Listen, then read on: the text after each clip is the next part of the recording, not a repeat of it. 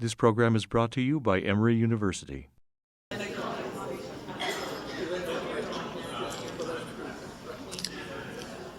Well, good afternoon.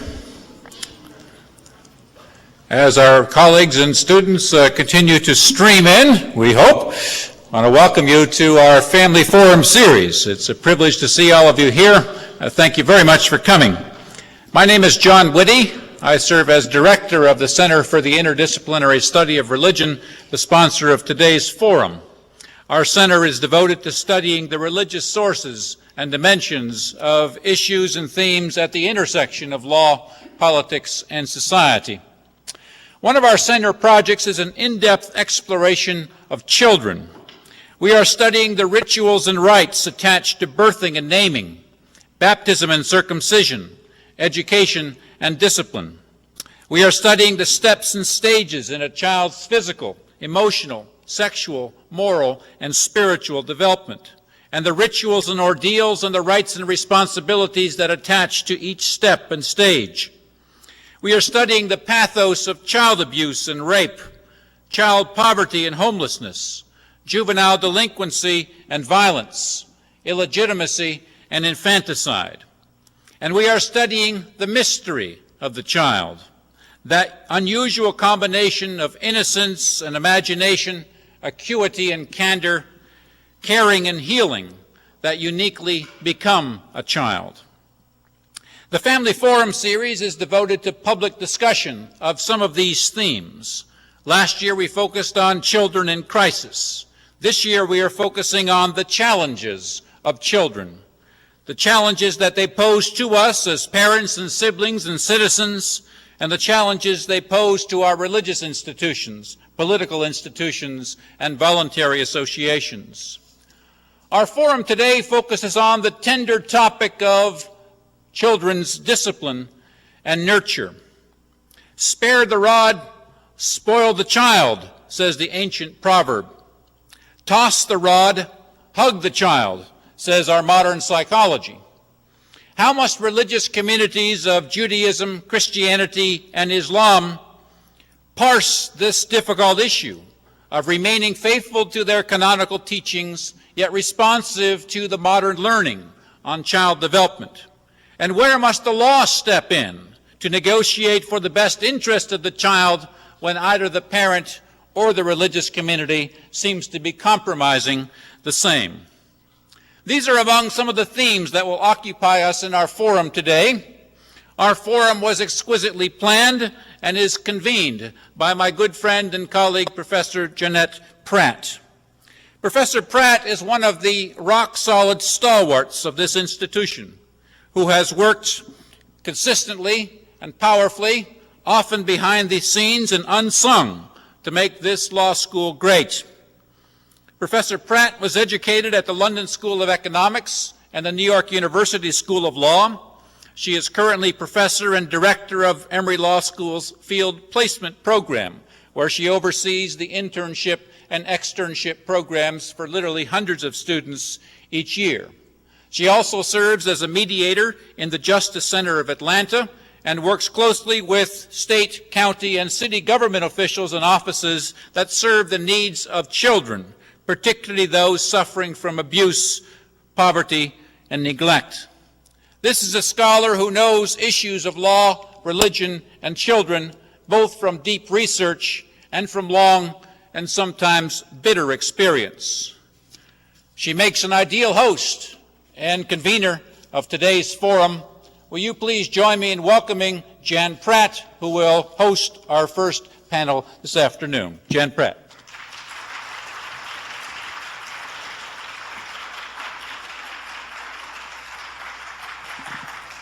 Well, thank you very much, John. I'm pleased to welcome everybody to this afternoon's program that has been in the making now for several months. Raising children is a central part of all of our lives. The norms of behavior we practice in our homes become reflected in our institutions, in our schools, in our places of worship, and sadly, in our prisons. In every aspect of our communal lives, we are reflecting what children have learned at home. Even if we are not parents ourselves, What is practiced in the home will impact on us every day and in every way. If I could take a moment to say this, I was raised by parents in what was referred to as a Victorian household. And by that, they meant they had a very strict code of conduct. I remember specifically, children are seen but not heard was, one of those tenets. It was a very well-defined code of conduct, and it was enforced by corporal punishment, or the threat of corporal punishment. And in my community and its institutions, corporal punishment was not only acceptable, it was completely unremarkable. No one would have questioned the right, indeed the duty, of parents to discipline their children and to discipline them by force if necessary. And that right and duty extended to teachers and to all others who worked with children. The community and family norm that I experienced has changed. We are going to hear, I think, from Professor Straus on this topic, and I think we all know from our own lives that corporal punishment is no longer widely accepted. We can observe the changes in the way that children are raised, and we can even applaud those changes in many instances, but we must then ask, then how do families today instill the appropriate behaviors in their children as they go out into the world? What behavior is appropriate within a family and in the wider community? How do those norms in the families reflect community standards? How are we taking into the home norms that we learn from our community? How are they informed by our religious traditions?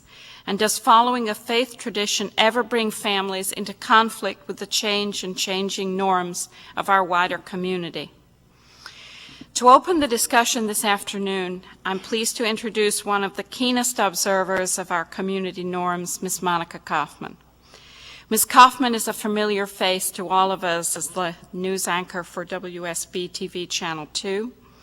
She's a graduate of the University of Louisville and worked as a reporter with the Louisville Times before she turned to television journalism. During her years of service in our community, she has received so many awards, they are way too numerous for me to try to mention. She's been recognized with the Distinguished Service for Broadcasting Award by the Di Gamma Kappa Honorary Society at the University of Georgia. She's had the Woman of Achievement Award from Metropolitan Atlanta YWCA and the Friends of Children Award from the Georgia chapter of the American Academy of Pediatrics.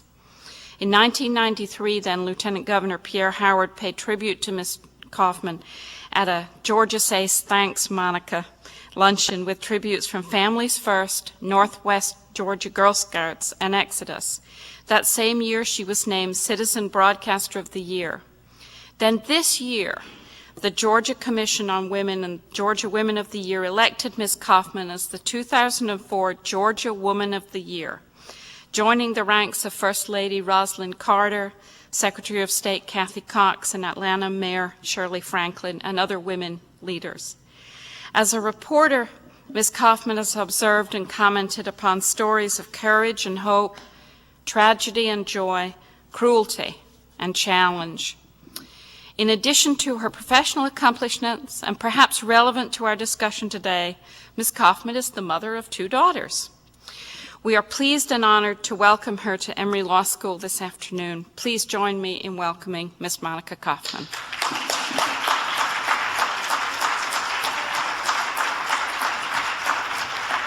Thank you very much. Sparing the rod. Spare the rod and spoil the child. My mother would then say, "It hurts me more than it hurts you," as she whopped me on my behind. A hard head makes for a soft behind. Now, those are just some of the phrases my mother and my grandmother and my mother's generation sprouted as we, their children, were tapped on our heinies or our legs or our hands, most often with switches you were made to go out and pick off the bush or the tree. Or you got it with the razor strap, or the house shoe, or whatever was in grabbing distance, depending upon what you had just done. Spanking was a form of love, they said, a way of getting your attention to make you think twice before breaking that rule again. Did it work? Well, for me, it did for a little while. And then came the day when I was too big to, as my mother would say, twist and turn you every way but loose, or as she would say, beat your butt till it ropes like okra. The day my mother actually got tired of hitting me, since I was as tall as she was, weighed as much as she did, didn't cry, and stood there with my hand on my hip saying, "Are you finished yet?" It was that day she realized that spankings didn't work. And she realized that I preferred spankings because it was over in 5 minutes, whereas a punishment lasted for a weekend. That was real hard to swallow because my friends were out having fun and I was stuck indoors. That's when, to my mother, the rod became deprivation. And a lesson truly was well learned and etched in my memory. When my child Claire was little, I popped her hand as a toddler while loudly saying no, but I was soon moved to take away toys, privileges, treats, and I got more accomplished than raising my voice and threatening to hit or actually hit her. I learned a stern voice expressing disappointment, making her feel guilty, and then taking away something she wanted to do was enough to change her attitudes and her actions permanently. There was the embarrassment of having to explain to your peers, even your little buddies, why you couldn't go to the birthday party, why you couldn't come out to play, why you couldn't do something that had been planned. Claire still talks about how a look of mine could stop her cold and make her think twice. How what might happen in terms of punishment kept her on the straight and narrow, kept her conscience working. The fear of what might happen if she got caught doing something that was wrong. The deterrent was the fear, the shame of seeing disappointment on the faces of her father and mother, hearing me say to her, "Claire, you know we raised you better than that." Hearing, "How could you betray our trust?" In my household, the rod was punishment, and it was not spared. And I don't think my child was at all spoiled, but only time will truly tell because she's only 24. Then, too, I think I was afraid of becoming what I saw on the news. Some parents had such uncontrollable rage with their children. The treatment was inhumane. I was afraid. Could I lose it too? Could I go too far? So will I even go down that road? As I sit and read stories, I wonder what causes a person to dip a child in scalding hot water to stop them from wetting the bed? What causes a parent to shake a child so hard it scrambles the brain to stop them from crying? Why would you bind the mouth of a talkative child or not feed that child and put them in a closet to, quote, teach them a lesson about talking too much in school? I've reported on these cases time and time again. And what it means to me is that those who committed these acts of child abuse don't know the difference between discipline and destruction. Some people have such rage in them, they don't know how to stop hitting until it maims or kills. I find myself sometimes during these stories wishing the adult could suffer what they did to the child. And then oftentimes I realize they do know how it feels. They know because they were once on the receiving end of that kind of punishment. They are survivors who believe what they have lived. If it doesn't kill you, it'll just make you stronger, they say. These people learned to be parents from their parents, and the lessons were not correct. So what do we need? I've never understood why you have to go and study to get a driver's license, but anybody can have a child. We do not have parenting classes. Why not? It's the most important career, your most important job. So where do we begin? Well, I started with the Georgia affiliate of Parents Anonymous and the National Committee for the Prevention of Child Abuse. The first thing we need to do is to show people alternate ways to discipline, ways that teach lessons humanely and lovingly. The group I'm about to quote has written 15 ways to help children like themselves, to make each child a success. First rule is to reward children, to give praise, recognition, a special privilege, or increased responsibility for a job well done. Emphasize the good things that they do, not the bad. Take their ideas and emotions and feelings seriously. Don't belittle them by saying, "You'll grow out of it," or "It's not as bad as you think." Define rules and limits clearly and enforce them. Do allow leeway for your child within limits. Be a good role model yourself. Let your children know that you feel good about yourself. Also, let them see that you too can make mistakes and learn from them. Teach your children how to deal with time and money. Help them spend time wisely and budget their money carefully. Have reasonable expectations. Help your children to set reachable goals so they can achieve success. Help your children develop tolerance towards those with different values, backgrounds, and physical and mental abilities. Point out other people's strengths and their contributions. Give your children responsibility. They will feel useful and valued. Be available. Give support when your children need it. Show them that what they do is important to you. Talk with them about their activities and their interests. If possible, go to their games, Parents' Day at school, drama presentations, and even award ceremonies. Express your values, but go beyond "do this" or "I want you to do that." Describe the experience that determined your values, the decisions you made to accept certain beliefs and your reasons behind your feelings. Spend time together, share favorite activities, and then discuss problems without placing blame or commenting on the child's character. If children know that there is a problem but don't feel attacked, they are more likely to help look for a solution. Use phrases always that build self-esteem, such as "thank you for helping" or "that was an excellent idea." Avoid phrases that hurt self-esteem. "Why are you so stupid?" "How many times have I told you?"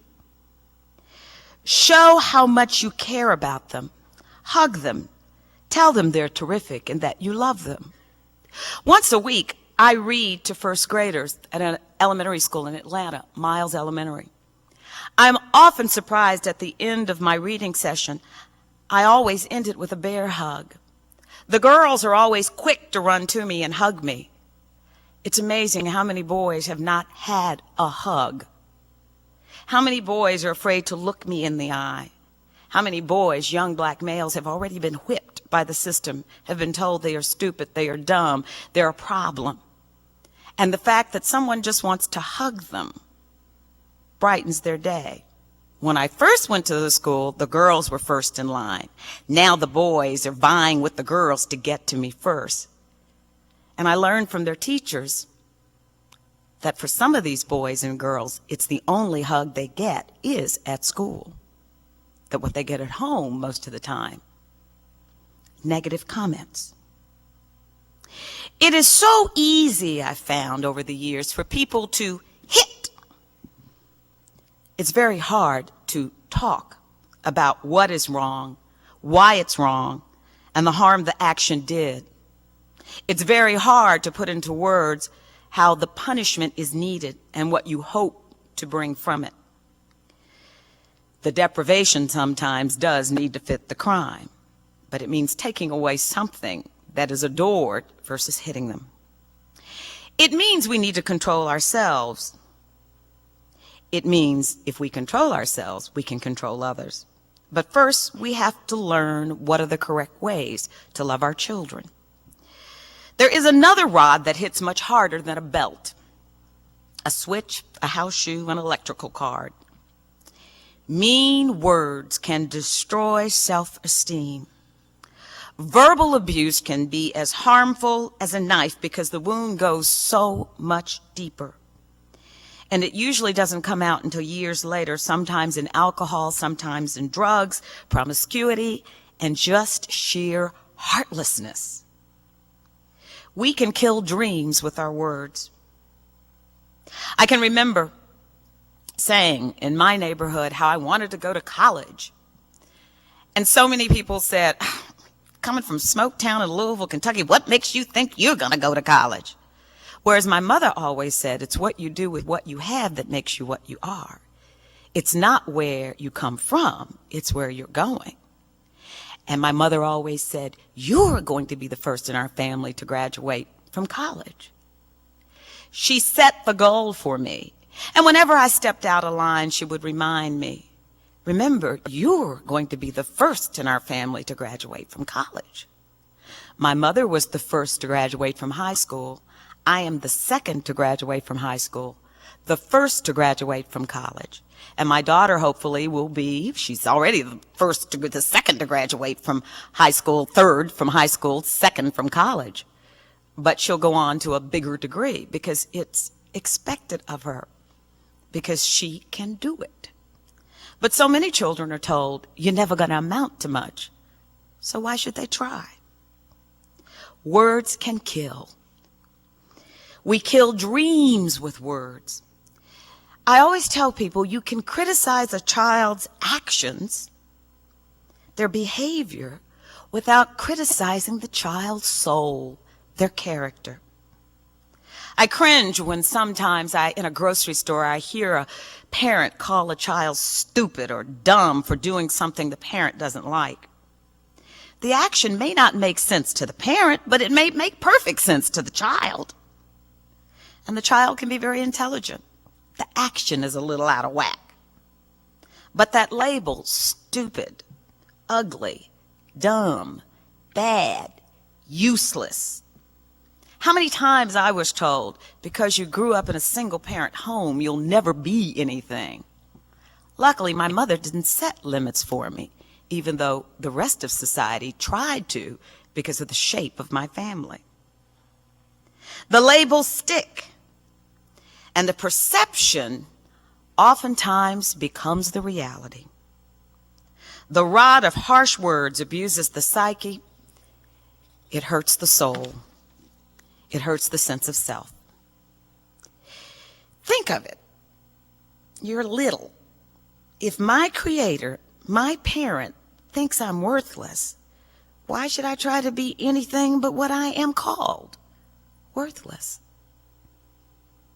Really, it all goes back to the simple thing of family values and morals. First, define what are your family values? What are your morals? What are the rules? What is expected and why? What do we believe in as a family, whether that family is mom and children, dad and children, traditional family, however you define the family? We must be consistent in our child rearing. Post the rules on the refrigerator. This is why, and here's the punishment for breaking them. When my daughter started driving, we had a contract. And that contract stipulated who could be in the car. If anyone smoked or drank, the car did not move. If I smelled smoke in the car would sit and I would drive that 16-year-old to school every day. How embarrassing. But those were the rules. Her friends knew them. And in order to keep that car, they abided by them. Now, yes, the rule was broken once. And in Claire's senior year, in the last month of her senior year, her mother drove her to school, and the car stayed parked. You must have the rules, and when they are broken, you must then follow through on the punishment. We must teach our children, no matter how young, how to make appropriate decisions. If I do this, am I doing it because I'm being selfish? Am I doing what's best for the greater society? Would I want the world to read about this in the newspaper, or do I want to see it on Channel 2? How would my action affect my family and how they feel about me? Will what I want to do make the world a better place, make everybody happy? And we should stop saying to our children, don't do as I do, do as I say, because they look at us and follow our example.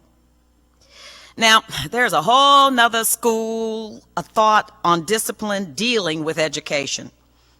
Right now, I am doing some research on corporal punishment in the schools and how in some private schools, children are whipped to the point of where we have them being reported for child abuse.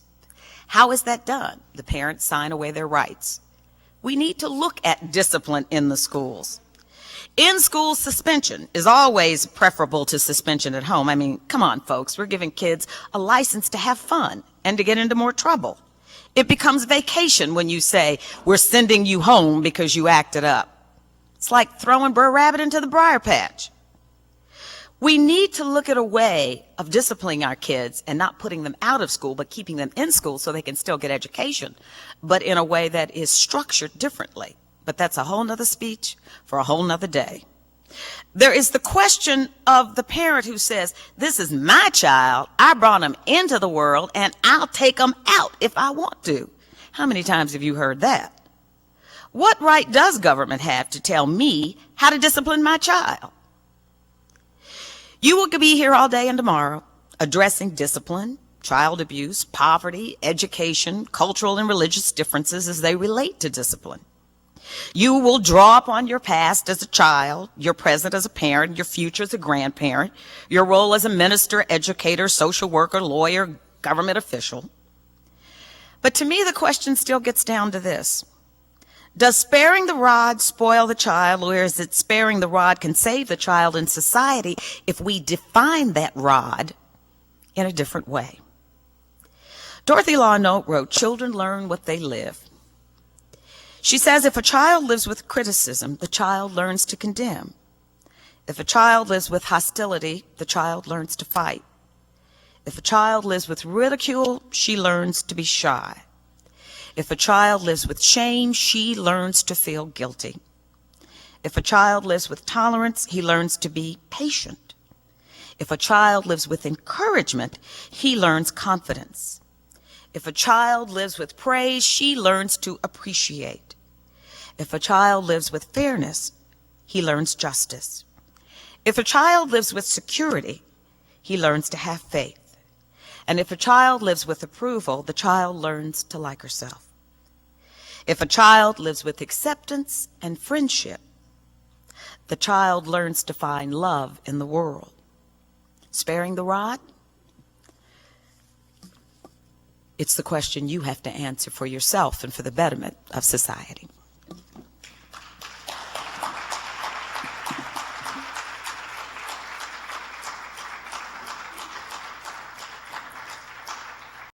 The preceding program is copyrighted by Emory University.